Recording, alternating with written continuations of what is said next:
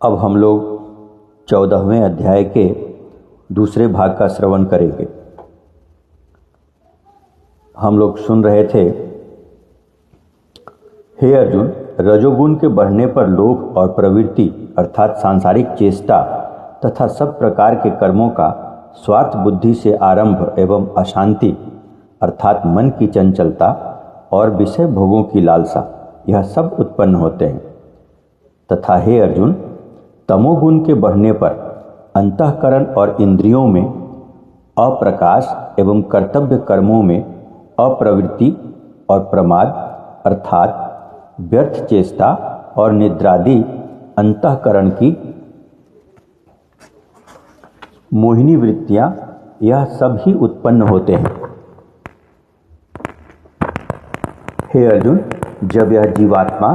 सत्व गुण की वृद्धि में मृत्यु को प्राप्त होता है, तब तो उत्तम कर्म करने वालों के मल रहित अर्थात दिव्य स्वर्गादि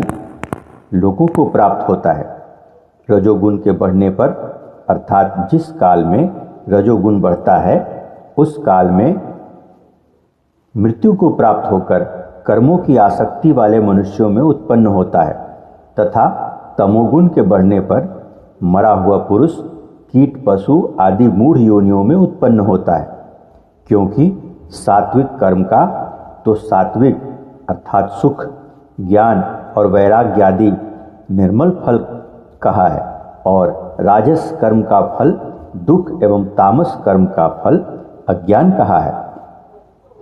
सत्व गुण से ज्ञान उत्पन्न होता है और रजोगुण से निसंदेह लोभ उत्पन्न होता है,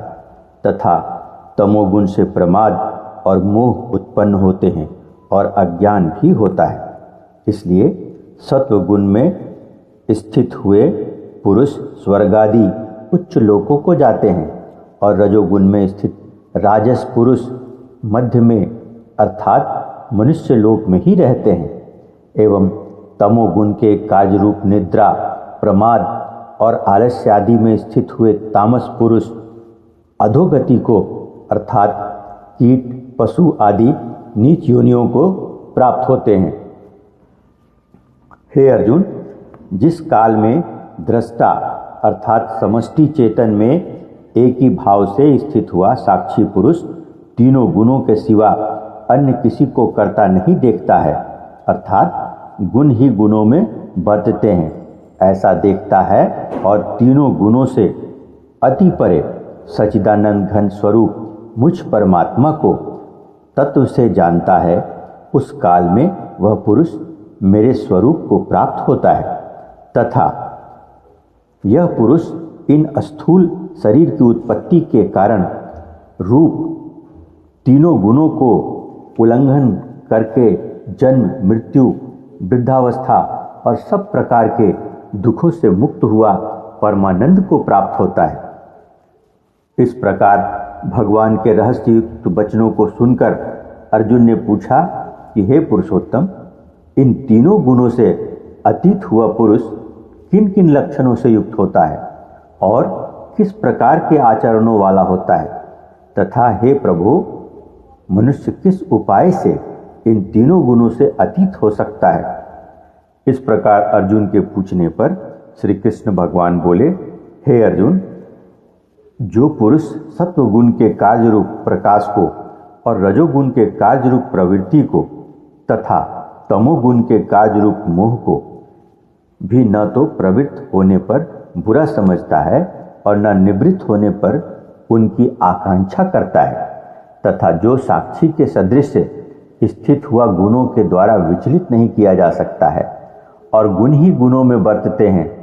ऐसा समझता हुआ जो सच्चिदानंद घन परमात्मा में एक ही भाव से स्थित रहता है